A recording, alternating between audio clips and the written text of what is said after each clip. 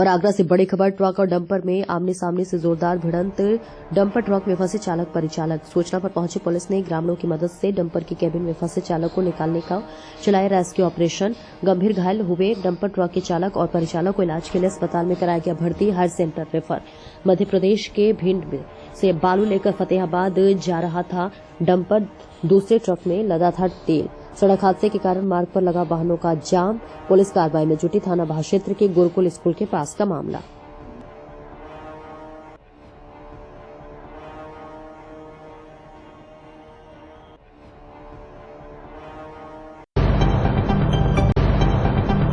आगरा से बड़ी खबर, फतेहाबाद के विजयनगर कॉलोनी में 8 वर्षीय अपहृत बच्चे का मामला। 5 दिन से लापता बच्चे का नहीं लगा सका कोई भी सुराग, परिजन चिंतित।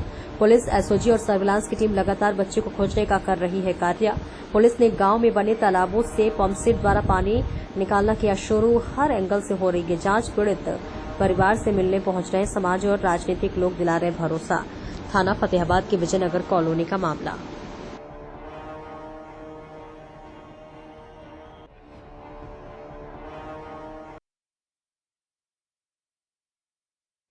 क्या नाम है आपका? विजय प्रकाश।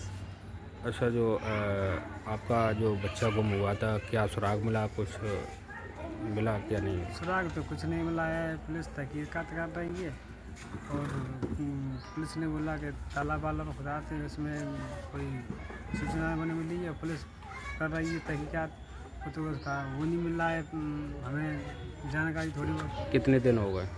5-6 दिन हो गए, अभी कोई सुराग नहीं लगा, कोई ना कोई सूचना मिल रही है ऐसी। आज जो तालाब खाली कराया था उसमें कोई कुछ नहीं है, कोई सुराग नहीं मिला इसमें।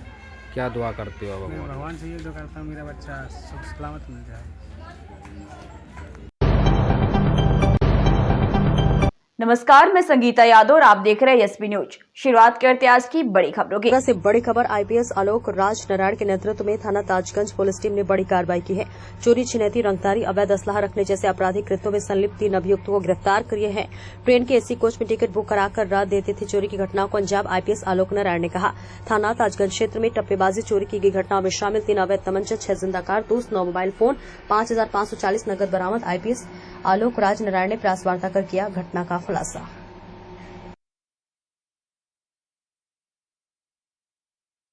किस तरह की जानकारी? आज थाना ताजगंज पुलिस ने एकता चौकी प्रभारी नीलेश और उनकी टीम के द्वारा जब संदिग्ध व्यक्तियों और वाहन की चेकिंग की जा रही थी, उस समय 3 संदिग्ध युवक धराए। उनके पास से 3 तमंचा, 6 कारतूस जो 315 बोर के थे, 9 विभिन्न प्रकार के कंपनियों के मोबाइल, 5540 रुपये बरामद हुए हैं। तीनों जो अभियुक्त हैं, इनका नाम है जय भगवान यादव, पुत्र श्री रघुवीर यादव, निवासी बरौली है। दूसरा है मोनू दीक्षित उर्फ अमित। तीसरा है अर्जुन यादव। सर, इनका कोई आपराधिक इतिहास भी है? हाँ, जय भगवान यादव पर अभी तक हमने कुल 14 मुकदमे खोज पाए हैं, जिसमें चोरी, छिनैती, लूट, टप्पेबाजी और चौथ वसूली के मामले हैं। एक जुआ के मामले में भी ताजगंज थाना पुलिस ने गिरफ्तार किया था। मानिकपुर जीआरपी, ग्वालियर जीआरपी ने भी इन्हें गिरफ्तार कर रखा है। इसी प्रकार मोनू दीक्षित भी 3 बार जेल जा चुके हैं, जिसमें ये ताजगंज, ग्वालियर और मानिकपुर जीआरपी के द्वारा गए हैं। और अर्जुन भी एक बार आगरा में हमारे ताजगंज थाना के द्वारा एवं झांसी में उनको गिरफ्तार किया गया। तीनों एक गैंग की तरह काम करते हैं और ये खास करके जो दिल्ली भोपाल वाली रूट है, उसमें ट्रेनों में बुकिंग कराकर बैठते हैं, जाते हैं, खास करके एसी कोचेज़ में, और रात में सामान चोरी करके चले जाते हैं। दूसरा इनका मोडस ऑपरेंडी है चौथ वसूली का, जो तमंचे के बल पर एक धमकी देकर वसूलते हैं। टप्पेबाजी का भी है, छिनैती का भी है। इन पर आर्म्स एक्ट का भी मुकदमा दर्ज है। सर, इनके 3 साथियों के अलावा और भी लोग हैं या इनके 3 ही लोग ये शामिल है ग्रुप? अभी फिलहाल 3 लोग के बारे में ही जानकारी हो पाई है। पूछताछ के क्रम में यदि और जानकारी आएगी तो उसको आपसे साझा की जाएगी। साल के आखिर में विधानसभा चुनाव होना है, जिसे लेकर पटना में महागठबंधन के प्रमुख नेताओं की तीसरी अहम बैठक हुई। दीघा आशियाना रोड स्थित दीघा रिजॉर्ट में हुई इस बैठक में आरजेडी, कांग्रेस, वीआईपी और वाम दलों के नेता शामिल हुए, जिसमें बिहार विधानसभा चुनाव की तैयारियों को लेकर रणनीति बनाई गई। बैठक में कोऑर्डिनेशन कमेटी के अध्यक्ष तेजस्वी यादव, कांग्रेस प्रभारी कृष्णा अल्लावरू, कांग्रेस प्रदेशाध्यक्ष राजेश राम, वीआईपी प्रमुख मुकेश सहनी और वाम दलों के नेताओं ने हिस्सा लिया। सभी दलों ने हर जिले में चुनावी रणनीति, आपसी तालमेल और समन्वय पर चर्चा की। इसके साथ ही बैठक में कार्यकर्ताओं को जिम्मेदारियां सौंपी गई। हालांकि जानकारी के मुताबिक इस बैठक में सीएम फेस को लेकर अभी कोई अंतिम फैसला नहीं हो पाया है। बैठक के बाद मुकेश सहनी ने मीडिया से बात करते हुए कहा कि कोई कंफ्यूजन नहीं है, जिनके पास वोट है, जिनके पास ताकत है, वही व्यक्ति लीड करेंगे। हमारा एजेंडा साफ है, महागठबंधन की सरकार बनाना। मौजूदा सरकार नीतीश कुमार के नेतृत्व में नहीं बल्कि नौकरशाहों की ओर से चलाई जा रही है। हर स्तर पर भ्रष्टाचार हो रहा है। सहनी के इस बयान ने सियासी हलचल मचा दी है। इससे साफ है कि महागठबंधन का पूरा फोकस नीतीश सरकार के खिलाफ मजबूत गठबंधन बनाकर चुनाव में जीत हासिल करने पर है। हाथरस के प्राचीन तालाब में दिखा मगरमच्छ। दरअसल हाथरस के हसायन क्षेत्र के गांव बकायन में स्थित प्राचीन तालाब में मगरमच्छ की मौजूदगी से ग्रामीणों में दहशत फैल गई। कई दिनों से तालाब में मगरमच्छ दिखने के बाद से ग्रामीण वहां से गुजरने से कतराने लगे थे। ग्रामीणों को ये डर सताने लगा था कि मगरमच्छ किस पर हमला न कर दे। ग्रामीणों ने इसकी सूचना वन विभाग को दे दी। ग्रामीणों की सूचना पर आज शाम वन विभाग की टीम मौके पर पहुंची। वन दरोगा के नेतृत्व में टीम ने स्थानीय लोगों के सहयोग से रेस्क्यू ऑपरेशन शुरू किया। कई घंटों की मशक्कत के बाद टीम ने मगरमच्छ को सुरक्षित तरीके से पकड़ लिया। वन विभाग के कर्मचारियों ने मगरमच्छ को टेम्पो में रखकर एटा जनपद की बिलवा नहर में छोड़ने के लिए ले जाया गया। मगरमच्छ के पकड़े जाने के बाद क्या नाम है आपका? हसैन सेक्शन। ये बकान गांव से पकड़ा गया था रेस्क्यू की टीम द्वारा। किस जगह से? तालाब में से, मंदिर के बराबर से जी। हाँ, तालाब के वहीं तालाब है, वहीं मंदिर के बगल से पकड़ा गया था। ये सूचना के आधार पर रेस्क्यू करके पिलवा नहर में छोड़ा जाएगा सुरक्षित स्थान पर, वहाँ ले जाएगा। ओके। और से बड़ी खबर, मनरेगा के कच्चे कार्यों में प्रधान व सचिव की मनमानी के चलते जेसीबी मशीन से कराया जा रहा कार्य। दबंग प्रधान ने किसान के गन्ने की फसल में जबरन चलवाई जेसीबी मशीन। प्रधान की मनमानी से गरीब मजदूरों का छीना निवाला। मजदूरों से कार्य न कराकर जेसीबी मशीन से कराया जा रहा है कार्य। रातों रात बुलडोजर चलवाकर गन्ने की फसल को किया गया नष्ट। मौजा घाटा संख्या 98 में गन्ने की खड़ी फसल में जबरन जेसीबी मशीन चलवाने का आरोप। मना करने पर दबंग ने गाली गलौज कर जान से मारने की धमकी का आरोप। डायल 112 पुलिस की गाड़ी आने पर दबंग प्रधान मौके से जेसीबी मशीन लेकर भागा। पीड़ित किसान ने जन सुनवाई पोर्टल सहित राठ एसडीएम और राठ कोतवाली में शिकायत कर कार्रवाई की मांग की। शिकायत के बावजूद पीड़ित किसान को नहीं मिला न्याय। गन्ने की फसल में जबरन चलवाई जेसीबी मशीन का किसान ने वीडियो बनाकर किया वायरल। पूरा मामला राठ ब्लॉक क्षेत्र के ग्राम पंचायत सैदपुर का। दादा क्या नाम है आपका? हमारा नाम आसाराम। अच्छा, कहाँ के रहने वाले हैं? सैदपुर के है साहब। क्या समस्या है आपकी? समस्या ये है साहब कि हमारी बढ़ाई कट चुकी है।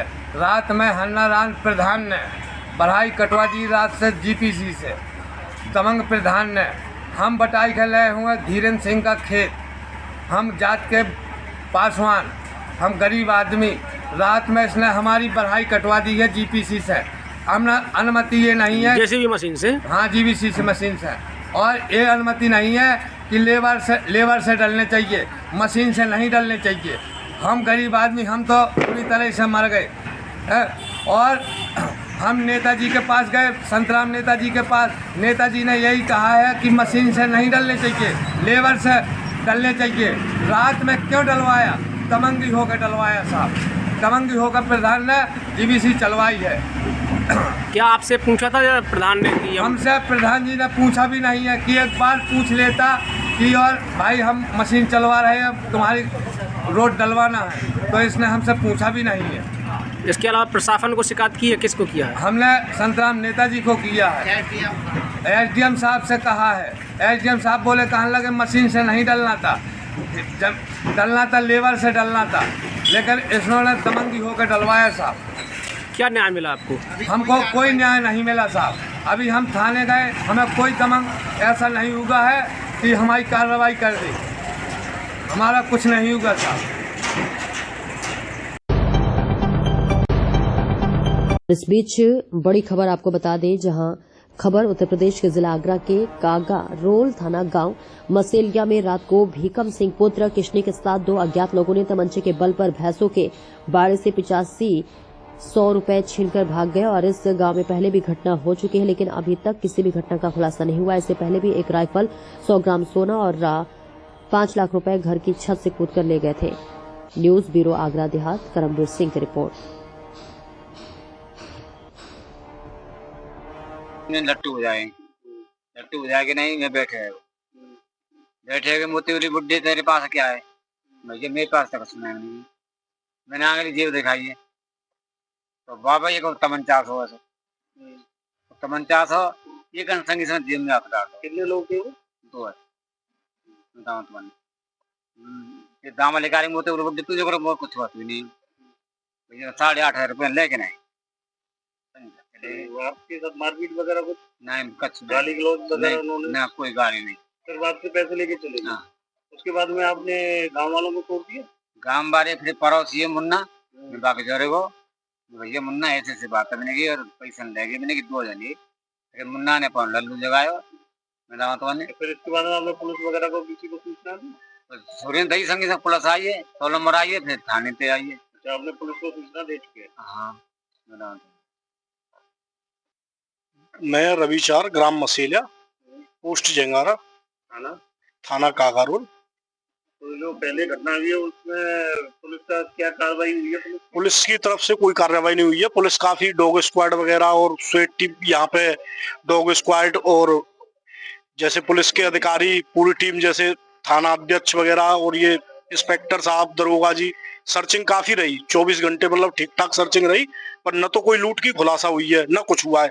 और फिर दूसरी बात यह है कि न तो हमारे गांव में ये जो पुलिस की डायल 100 टीम है न तो ये आती है डायल 100 की गाड़ी, जैसे 2-3 बार भी चक्कर लगा जाए तो उससे ये है कि थोड़ा जो गांव में डेली ये वारदातें हो रही हैं कि 2 दिन चोरों के खाली चले गए बीच में। एक हमारे गांव में ही है मिलने वाले उत्तम सिंह, उनके यहाँ भी कूदे हैं चोर, तो उनके यहाँ से कुछ मिला नहीं तो चले गए। एक और है भोला चौधरी, उनके यहाँ भी कुछ नहीं मिला है तो वापस चले गए। तो जिससे ये है कि ये डायल 100 की गाड़ी आएगी तो थोड़ा उससे कंट्रोल में रहेंगे, सायरन वायरन जैसे भी बच जाएगा।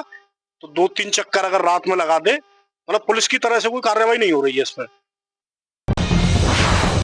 कानून के खिलाफ मुस्लिम समुदाय का विरोध लगातार जारी है। मुस्लिम संगठन सुप्रीम कोर्ट से इस कानून को रद्द करने की मांग कर रहे हैं। सुप्रीम कोर्ट 5 मई को इस मामले में अगली सुनवाई करेगा। इससे पहले सभी पक्षों ने कोर्ट में अपने हलफनामे दायर किए, लेकिन केंद्र की तरफ से दायर हलफनामे पर सवाल उठ रहे हैं। All India Muslim personal law board यानी AIMPLB ने सुप्रीम कोर्ट में दायर अपने हलफनामे में बताया कि पोर्टल पर दिख रही सभी प्रॉपर्टियां 2013 में ही रजिस्टर हुई थी, लेकिन केंद्र के हलफनामे में ये बात न होने पर बोर्ड ने इसे झूठा हलफनामा करार दिया है।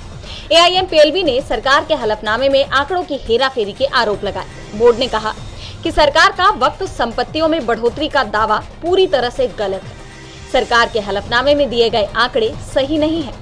बोर्ड ने कहा कि सरकार का वक्फ संपत्तियों में बढ़ोतरी का दावा पूरी तरह से गलत है। सरकार के हलफनामे में दिए गए आंकड़े सही नहीं हैं। इसके साथ ही AIMPLB ने अल्पसंख्यक मामलों के मंत्रालय की तरफ से हलफनामा दायर करने वाले अधिकारी के खिलाफ कार्रवाई की मांग की है। आपको बता दें कि केंद्र की तरफ से दायर हलफनामे में कहा गया था कि 2014 से 2025 के बीच 11 साल की इस अवधि में कुल वक्फ प्रॉपर्टी 29 लाख एकड़ से ज्यादा हो गई। मुस्लिम बोर्ड ने सरकार के दावे को खारिज करने के साथ ही कार्रवाई की भी मांग कर दी है। All India Muslim personal law board लगातार वक्फ कानून के खिलाफ प्रदर्शन कर रहा है। भारत से टकराव पाकिस्तान को बहुत भारी पड़ने वाला है। एक के बाद एक भारत की तरफ से उठाए जा रहे कदमों ने पाकिस्तान की नींद उड़ा दी है। पाकिस्तान से व्यापार समाप्त करने के बाद अब भारतीय नेवी की तरफ से अरब सागर के लिए नेविगेशन अलर्ट जारी की गई है। इस वार्निंग के जरिए चेतावनी दी गई है कि जो भी समुद्री व्यापारिक जहाज इस हिस्से में हो उनके लिए खतरा हो सकता है, इसलिए वो जल्दी से जल्दी यहाँ से निकल जाएं। पाकिस्तान पर बढ़ते दबाव के बीच अब पीएम मोदी ने वायुसेना चीफ अमरप्रीत सिंह से मुलाकात की। इससे पहले वो नेवी चीफ से मिले थे। पीएम मोदी को बिहार जाना था, लेकिन उन्होंने अपना बिहार दौरा भी रद्द कर दिया, जिससे पाकिस्तान पर बड़ी कार्रवाई के संकेत मिल रहे हैं। बढ़ते तनाव के बीच भारत ने अपनी हवाई रक्षा ताकत में बड़ा इजाफा किया है। सेना को रूसी मूल की ईगल-IS मिसाइलों की नई खेप मिल चुकी है, जो अब बॉर्डर पर फॉरवर्ड लोकेशनों में तैनात की जा रही है। इन मिसाइलों की खासियत है कि ये दुश्मन के लड़ाकू विमान, हेलीकॉप्टर और ड्रोन को बेहद कम दूरी से भी मार गिराने में सक्षम है। भारत की ताकत का खौफ पाकिस्तान के अंदर दिखाई दे रहा है। पाकिस्तान को सबसे ज्यादा डर POK के अपने हाथ से निकलने का लग रहा है। भारतीय सेना की संभावित कार्रवाई के डर से पाकिस्तान ने POK में बंकरों की खुदाई शुरू कर दी है। आम नागरिकों के घरों को खाली कराकर उन्हें सैन्य चौकियों में बदला जा रहा है। युवाओं को हथियारों की ट्रेनिंग दी जा रही है और खैबर पख्तूनख्वा जैसे संवेदनशील इलाकों में वॉर सायरन तक लगाए जा चुके हैं। पाकिस्तान भारत के हमले से बचने के लिए दुनिया भर के देशों से मदद मांग रहा है, साथ ही भारत को गीदड़ भभकी भी दे रहा है। पाकिस्तान पीएम शहबाज शरीफ ने हाल ही में तुर्की के राजदूत से मुलाकात कर अपना दुखड़ा सुनाया और भारत पर युद्ध थोपने का झूठा आरोप लगा दिया। कश्मीर हमले के बाद से ही भारत सरकार ने पाकिस्तान के खिलाफ सख्त रवैया अपनाया हुआ है। भारत ने पहले ही सिंधु जल समझौता रद्द कर दिया, जिसे लेकर पाकिस्तान आग बबूला है और लगातार भारत पर हमले की धमकी दे रहा है। इस बीच अब भारत सरकार ने एक और बड़ा कदम उठाया है। भारत सरकार ने चिनाब नदी पर बने बगलिहार डैम से पानी रोक दिया। चिनाब नदी हिमालय से निकलती है और भारतीय राज्य हिमाचल प्रदेश से होते हुए ये जम्मू कश्मीर से बहती हुई पाकिस्तान में प्रवेश करती है। सिंधु जल संधि की शर्तों के मुताबिक चिनाब नदी के पानी पर पाकिस्तान का अधिकार है, लेकिन अब भारत ने इस समझौते से खुद को अलग कर लिया है, तो इन शर्तों का भी कोई वजूद नहीं रह जाता। ऐसे में भारत ने चिनाब नदी का पानी रोक दिया है। दरअसल चिनाब पर बगलिहार डैम पर run of the river hydro power plant बनाया गया था, यानी इस डैम से पानी के बहाव को अभी तक नहीं रोका जा रहा था, बल्कि पानी के बहाव को बाधित किए बिना बिजली पैदा की जा रही थी। लेकिन अब इस डैम के फाटक बंद किए जाने से पाकिस्तान के पंजाब इलाके में पानी की भारी किल्लत पैदा हो सकती है। इस नदी के पानी से ही पाकिस्तान के पंजाब में खेतों की सिंचाई होती है और यही वजह है कि सिंधु जल समझौता पाकिस्तान के लिए बेहद अहम है, वरना आर्थिक मोर्चे पर पहले से परेशान पाकिस्तान में पीने के पानी की भी समस्या पैदा हो सकती है।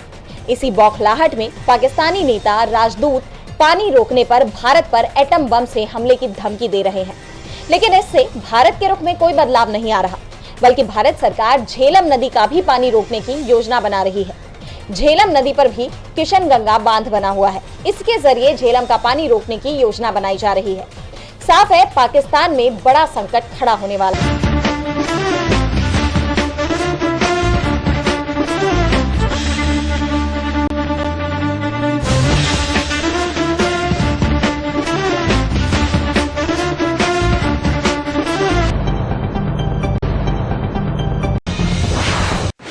भारतीय किसान यूनियन के प्रवक्ता राकेश टिकैत के साथ हुई धक्का मुक्की की घटना को लेकर माहौल गरमाया हुआ है।